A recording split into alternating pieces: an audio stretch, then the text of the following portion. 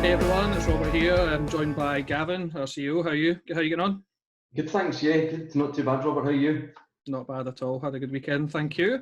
Good. So I'm going to get right into it today. It's been a busy time over the last kind of 6 or 7 weeks since lockdown started. So on that very point, you and I actually recorded a video. I think I was looking back about 6-7 weeks ago now, just as we actually entered lockdown. So I thought now would be a good time to kind of catch up again, get a video out there.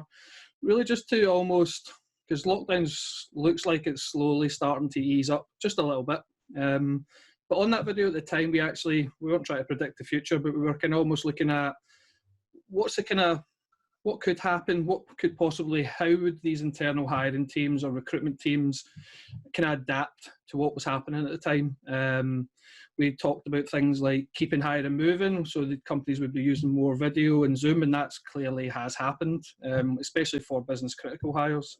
We also looked at things like how these departments almost could position themselves better so that when this phase we're in now, where lockdown starting to ease, they could position themselves to be in a very strong position instead of just sitting about just waiting for things to happen. So almost kind of looking back from your point of view, how do you think the last 6 to 8 weeks have gone?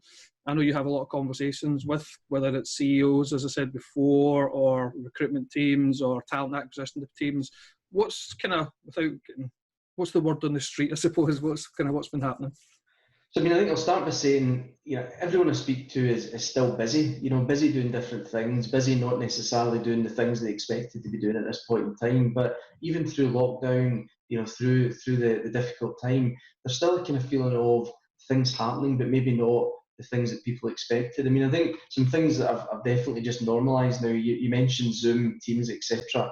In the period of 6-8 weeks, that's just definitely become the norm, both for interaction with internal team members, but also clients now taking candidates through the full process, online, virtual, that would have been less common 7-8 weeks ago. So I think that's definitely a good thing that's come out of this, where people are going to be much more amenable to video and I guess less, the less need to do, physical traveling, etc.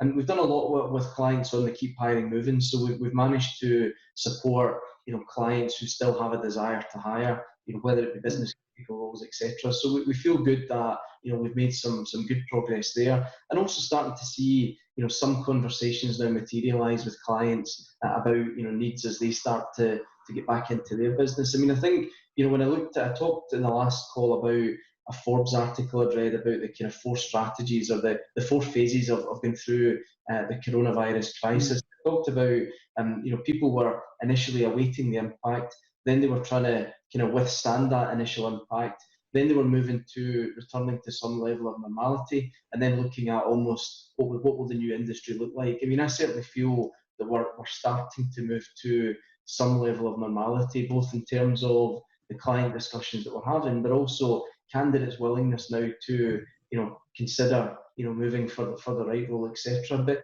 certainly, it's still a time of, I guess, uncertainty. But I think it's starting to become a wee bit clearer for certainly clients and candidates that I'm speaking to.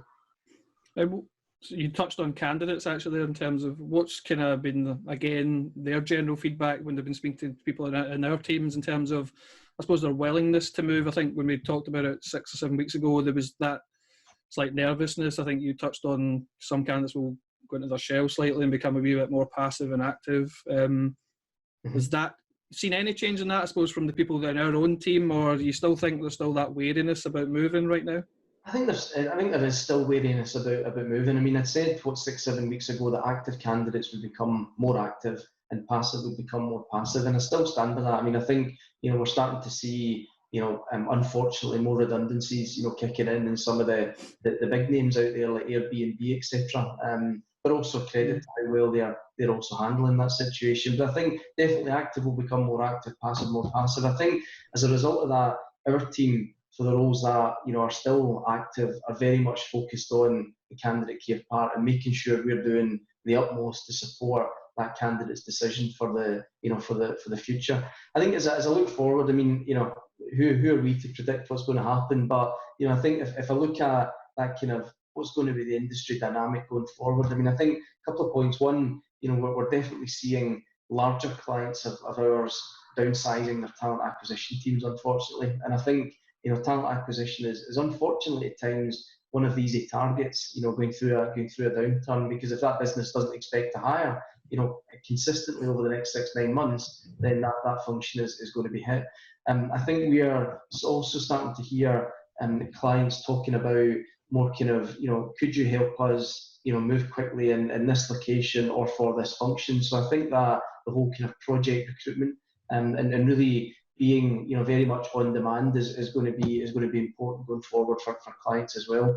I think the other key part that we're seeing, and this was almost a kind of nice to have for us, a value add in the past, it's now becoming a real core part of what we're doing is people are asking and demanding more data through the recruitment process. So the whole kind of recruitment data, recruitment intelligence, absolutely key. And I think as a result of people being under more pressure from a cost point of view, hiring will become more scrutinised as well. And I think people are looking at, if I do make this hire, what data can I show that I have carried out a good process, that I have, really sourced the best talent out there, and I've got the right metrics to back it up. Also a lot on kind of talent mapping intelligence. So a client just now who's saying, after this, we are going to enter into a new country, and it's going to either be one of these two countries. Can you help us, give us insights into, what country would make the best choice for the business that we have? So I think definitely, that data part. And I think also the process. I think as a result of